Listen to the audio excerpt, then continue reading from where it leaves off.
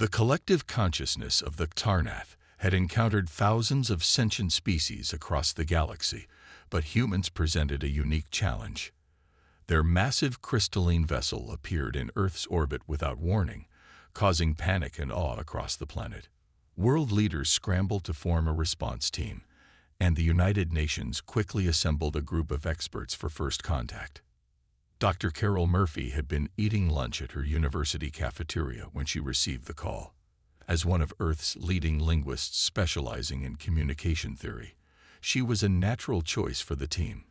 Within hours, she found herself on a military transport plane headed to the newly established First Contact Command Center in Geneva. "Dr. Murphy, welcome," said General Harris, a stern-faced man with silver hair. "We're gathering everyone in the strategy room. Time is of the essence." Carol nodded, still processing the reality of the situation. Aliens. Real aliens. Her life's work had been theoretical until now. The strategy room buzzed with activity. Scientists, military personnel, and government officials huddled around displays showing the alien vessel.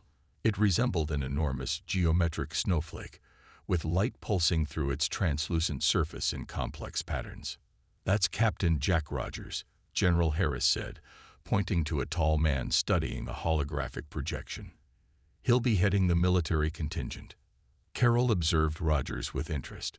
Unlike the other military personnel, he wasn't projecting nervous energy.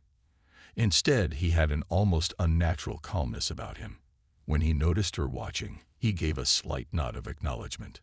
"The vessel has been broadcasting this signal for the past 6 hours," said Dr. Patel, the astrophysicist, pulling up an audio file. The room filled with a series of tones and clicks that changed in pitch and rhythm. Carol immediately recognized patterns. It's structured communication. They're trying different approaches, working through mathematical sequences, and then moving to what might be phonetic attempts.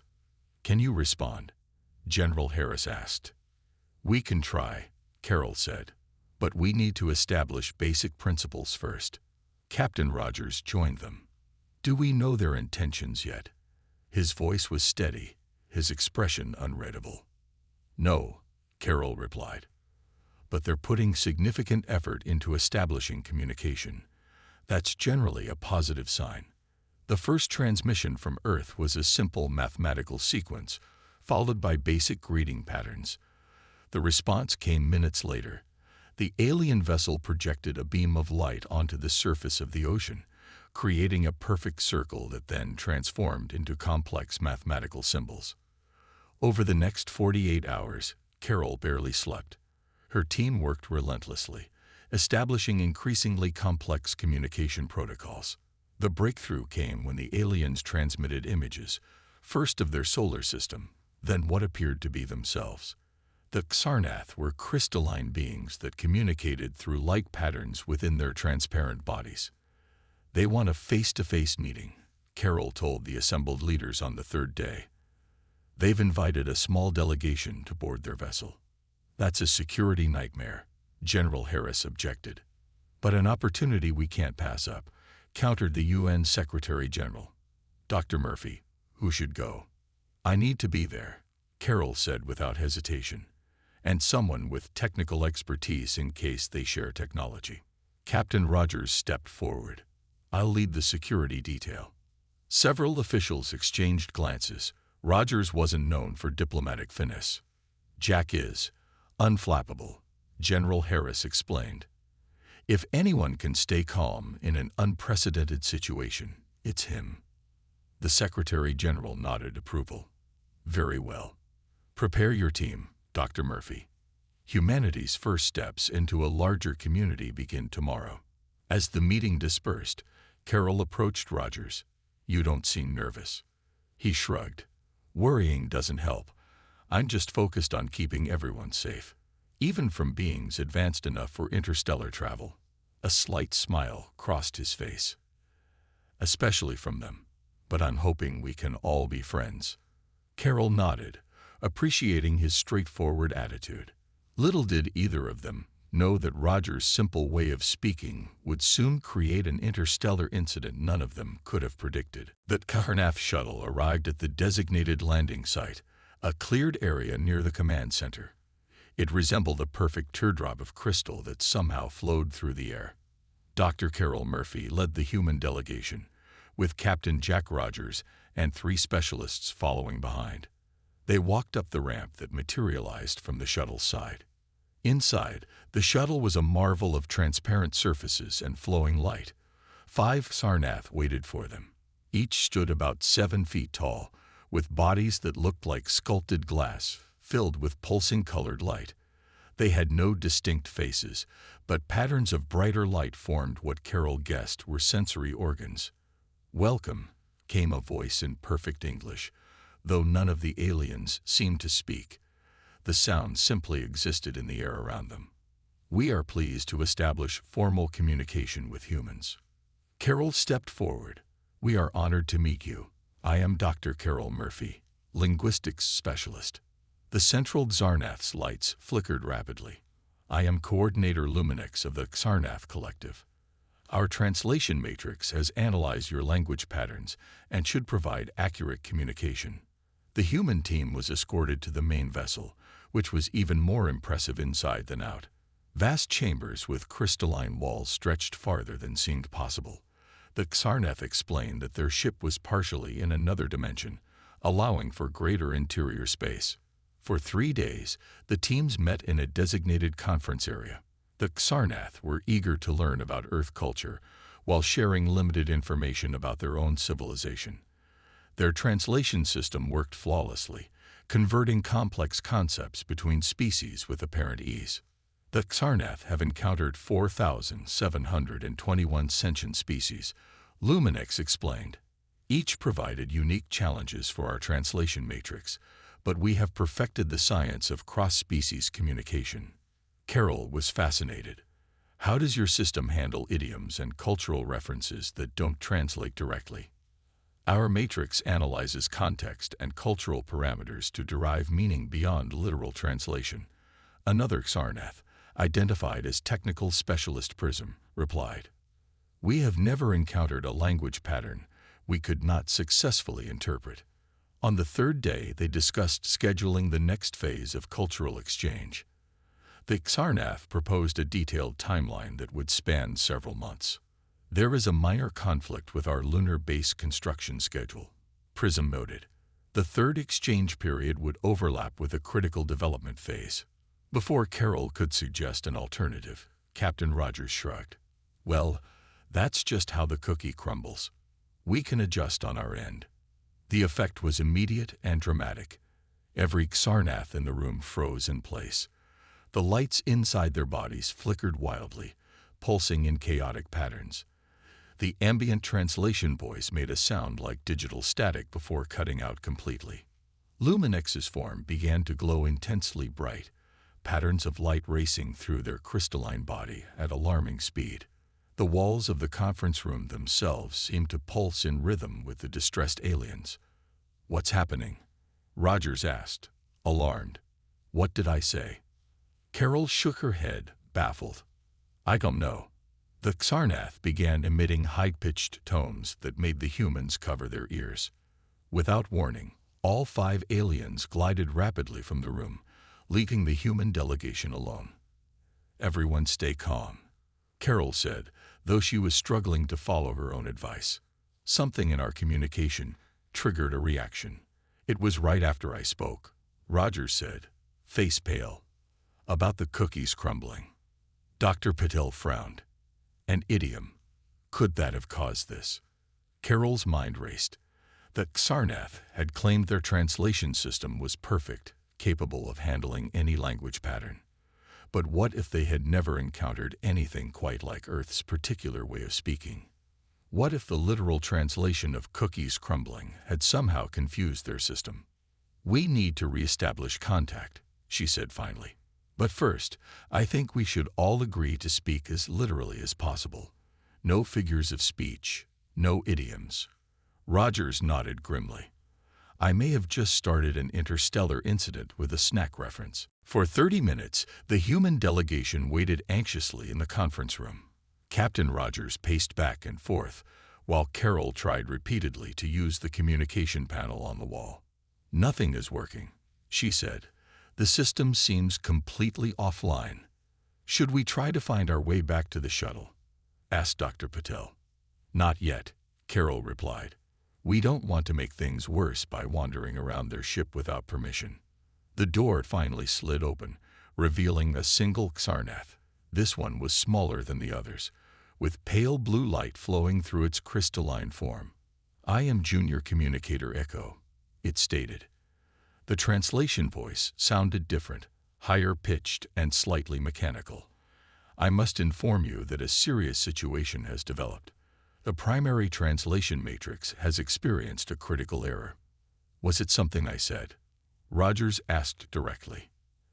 Echo's lights pulsed rapidly. "Your statement created a recursive error in our primary systems. The phrase regarding the food items and their structural integrity when used as a metaphor for accepting random chance events caused an interpretation paradox."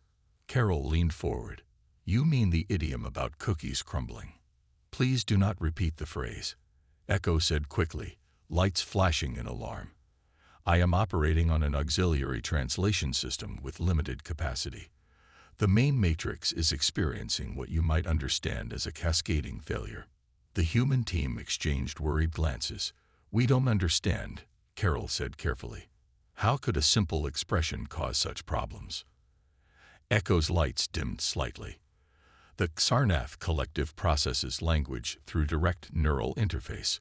When your species uses words to represent concepts unrelated to their literal meaning, it creates logical contradictions in our system. This specific phrase triggered a particularly severe response because it combines physical impossibility with emotional acceptance in a way our matrix cannot reconcile." Rogers looked horrified. "I've broken their entire translation system with a common saying." "Not just the translation system," Echo replied. "The communication network is linked to our collective consciousness. The error is spreading. Many Xarnath are experiencing thought disruptions." Carol tried to grasp the implications. These advanced beings had technology capable of traveling between stars, yet a simple human idiom had crashed their neural network. "Can we help fix it?" she asked. Echo pulsed thoughtfully. "Coordinator Luminex has requested that you return to your planet while we attempt repairs. However, Technical Specialist Prism believes your assistance may be valuable, as you understand how your language functions with these irregularities." "Of course we'll help," Carol said immediately. Rogers nodded. "Absolutely. This is our responsibility." Echo led them through corridors that seemed dimmer than before. They passed several Xarnath who appeared to be moving erratically, their light patterns disorganized. They entered a vast chamber dominated by a structure that resembled a giant brain made of crystal. Pulses of light moved through it in jerky, uneven patterns. Prism stood before a control panel, lights racing through their form. "The situation is deteriorating," Prism announced as they entered. "The paradox has infected 42% of the collective network. If it reaches the navigation systems, we could lose control of the vessel." Over a figure of speech, Rogers asked incredulously, "Your language is unlike any we have encountered," Prism explained. "Humans regularly communicate through statements that are factually false yet understood to contain truth. This contradictory approach has created a logic bomb in our highly structured communication system." Carol saw the gravity of the situation. "We need to help them understand how human idioms work, or their entire society might collapse." Rogers nodded solemnly. "And I thought the worst thing I could do on this mission was spill coffee on an alien." Echo's lights flashed in alarm. "Please, no more of your metaphors." The Tarnath ship's central processing chamber pulsed with erratic light patterns, the giant crystalline structure at its center. What Carol now understood to be the physical manifestation of their shared neural network flickered dangerously. "The paradox is expanding exponentially," Prism explained, their form now dimmer than before. We have never encountered a species whose basic communication relies so heavily on non-literal expressions. Dr. Patel studied the flowing data streams visible within the crystal structure. It looks like the system is caught in a recursive loop. It's trying to make logical sense of an inherently illogical statement. Carol nodded. To us, saying that's how the cookie crumbles is simply accepting bad luck. But to their system, it creates an unsolvable problem. Rogers finished. The statement references food items breaking apart as an explanation for schedule conflicts. There's no direct connection between these concepts. Echo's lights pulsed weakly. Our translation matrix requires logical pathways between concepts. When your language connects unrelated ideas without establishing clear relationships, our system attempts to find connections that do not exist. Several more Xarnath entered the chamber, moving slowly, their lights dim and irregular. One approached Prism and communicated through rapid light pulses. The navigation systems are now showing signs of infection. Prism translated. If we lose navigation control, our ship could drift into your planet's gravity well.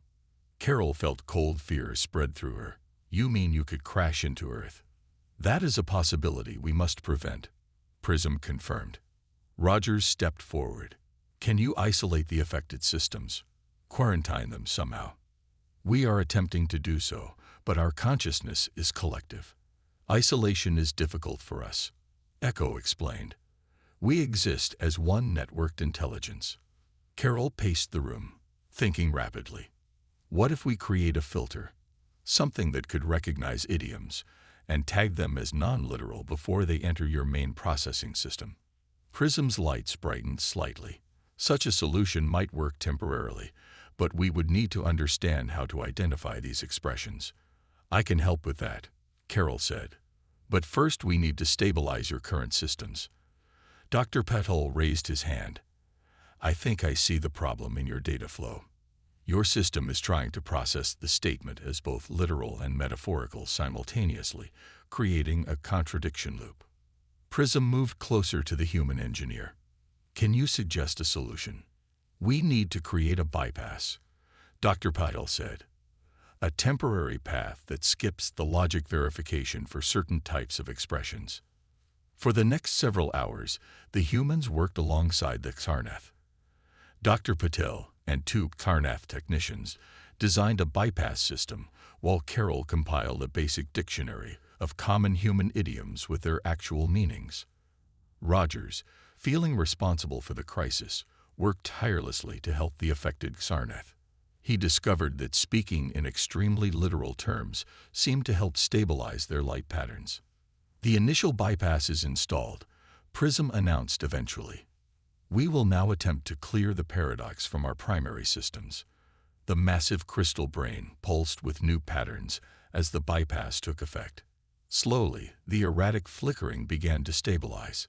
It appears to be working, Echo said, their lights glowing more steadily. The infection rate has stopped increasing.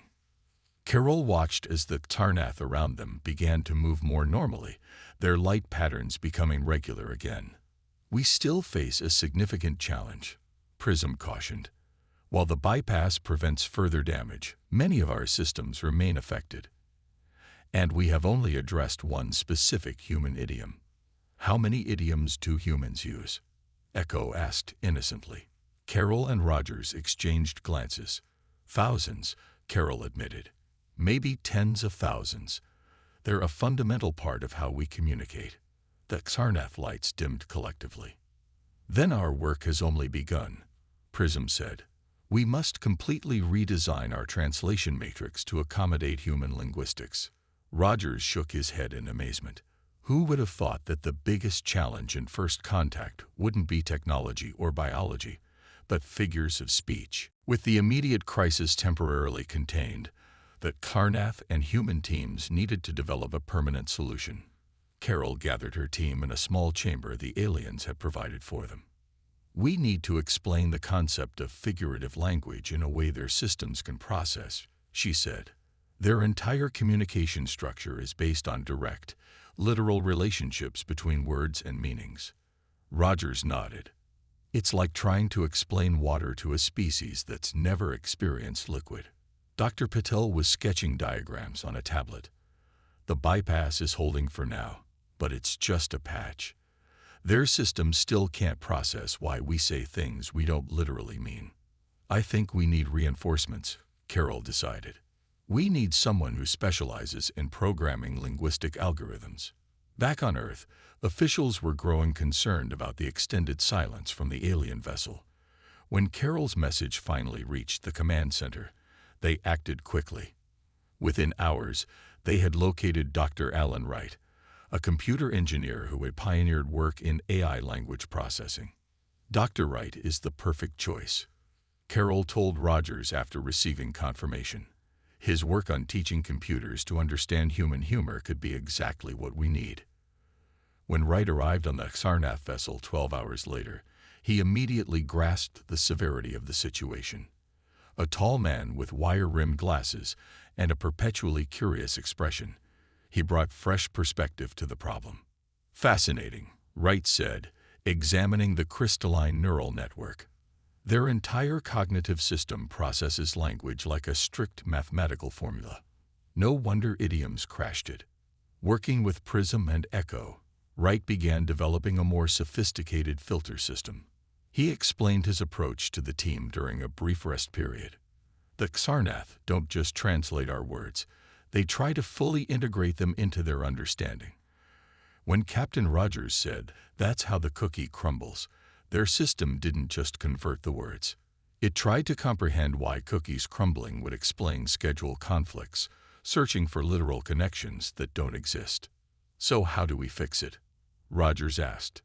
We're building what I call a metaphor recognition layer. It will flag expressions that don't make literal sense and attach a metadata tag that essentially tells their system. This statement is intentionally non-literal process for emotional content rather than factual content. While Wright and Dr. Patel worked on the technical solution, Carol took on the equally important task of explaining human figurative language to the Sarnath. She met with a group of their linguistic specialists in a chamber designed for knowledge exchange. Humans often communicate through indirect expressions, she explained. We use symbolism, metaphors, and idioms to convey emotions and complex concepts quickly. The Sarnath found this concept difficult but fascinating. One of them, designated as cultural analyst Shimmer, seemed particularly interested. Why would you say raining cats and dogs when no animals fall from the sky? Shimmer asked. The exaggeration creates emphasis, Carol explained. It communicates not just that it's raining, but that the rain is unusually heavy. But it creates confusion, another Sarnath objected. Only if taken literally, Carol countered. To humans, these expressions add color and emotion to language. They're shortcuts to complex meanings. As days passed, progress was made on both fronts. Wright and the technical team completed the first version of the metaphor recognition system, while Carol's cultural exchange sessions helped the Sarnath grasp the concept of non-literal communication. Coordinator Luminix, who had recovered from the initial system shock, called a meeting of both teams. Their lights now glowed with steady, controlled patterns. We believe we are ready to test the new translation matrix, they announced. If successful, this will represent a significant advancement in our understanding of cognitive diversity across species. The testing chamber was prepared. Everyone felt the tension as Captain Rogers was asked to speak the phrase that had started the crisis. The testing chamber glowed with soft blue light as all eyes and light sensors focused on Captain Rogers. He stood in the center, looking uncomfortable with the attention. "Are you sure about this?" he asked Carol. "What if it crashes their systems again?" "The bypass should prevent any cascading failures," Dr. Wright assured him. "And we've installed monitoring systems to catch any problems immediately." Prism approached, their crystalline form pulsing steadily. "We have isolated this chamber from the main network as an additional precaution. Please proceed when ready." Rogers took a deep breath. "Okay, here goes nothing." He paused, then said clearly, "That's just how the cookie crumbles." Everyone watched the Xarnath carefully. Their light patterns flickered briefly, but then stabilized. The translation system processed the words, and on a large display screen, they could see the phrase being analyzed in real time. Human idiom, DHTCTE. Literal, MEANING. Regcted. Figurative, interpretation. Executing info or human ATCRCUMSTNC BYO under one's control. Emotional text. Resignation. ACCIPTNC. It worked, Dr. Pidle exclaimed. Echo's lights pulsed with excitement. The metaphor recognition layer successfully identified the non-literal expression and provided appropriate context. Luminex stepped forward. Let us try more complex examples to test the system's robustness. For the next hour, the humans took turns sharing various idioms and figures of speech.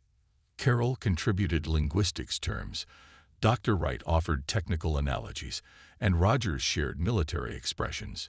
Each time, the new system correctly flagged the figurative language and provided appropriate interpretations. Time to face the music, Rogers said. Barking up the wrong tree, Carol offered. Like trying to fit a square peg in a round hole, Dr. Wright added. Each phrase was processed successfully, though some required more computational time than others. This is a remarkable achievement, Luminex said when they finished testing. However, we have only addressed the translation aspect. Our collective consciousness still struggles with the concept of intentional linguistic inconsistency. Wright nodded thoughtfully. The technical solution is just part of the answer. The Xarnath need to understand why humans communicate this way. Carol had been preparing for this. I've been working on explaining our figurative language from an evolutionary perspective. May I share this with the collective? Luminex agreed, and Carol was connected to a specialized interface that would transmit her thoughts directly to the Xarnath network. Human language evolved in a chaotic, dangerous environment, she explained. We needed ways to communicate complex ideas quickly, to warn of dangers, to share opportunities. Metaphors and idioms became shortcuts. They pack emotional and conceptual information into compact expressions.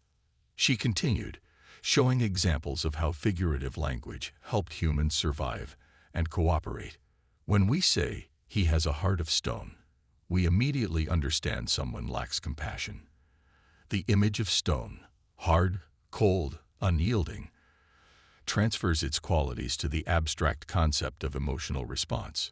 The Xarnath lights pulsed in patterns that suggested deep processing. Through the interface, Carol sensed their growing understanding. But why not simply state the actual meaning? Came a collective question. Efficiency, emotional impact, and creativity, Carol answered. Figurative language connects abstract concepts to physical experiences we all share. It makes communication richer. After several hours of this exchange, something remarkable happened. The Xarnath began experimenting with creating their own metaphors based on their experiences. Your solution shines like a guiding star in the darkness of misunderstanding, Luminex said, using figurative language for the first time. Dr. Wright looked delighted. They're not just translating our metaphors. They're creating their own. Carol smiled. This is more than a technical fix. It's a genuine meeting of minds. The crisis had transformed into a breakthrough. What began as a system failure was becoming a new way for the Xarnath to perceive and express reality. The following week marked a transformation in human-Xarnath relations. What had begun as a crisis evolved into an unexpected cultural renaissance for the crystalline beings. Their new understanding of figurative language didn't just repair their translation systems, it expanded their consciousness in ways they hadn't thought possible. In the main conference chamber, representatives from Earth met with the Xarnath leadership to formalize their new relationship. The room hummed with excitement as both species recognized the significance of what they had achieved. The Xarnath Collective wishes to express our profound gratitude, Luminex announced, their form glowing with brilliant, complex patterns. Your linguistic irregularities, which once threatened our systems, have given us new perspectives on communication and consciousness itself. General Harris, who had joined the expanded Earth delegation, nodded respectfully. Sometimes our greatest challenges lead to our most important discoveries.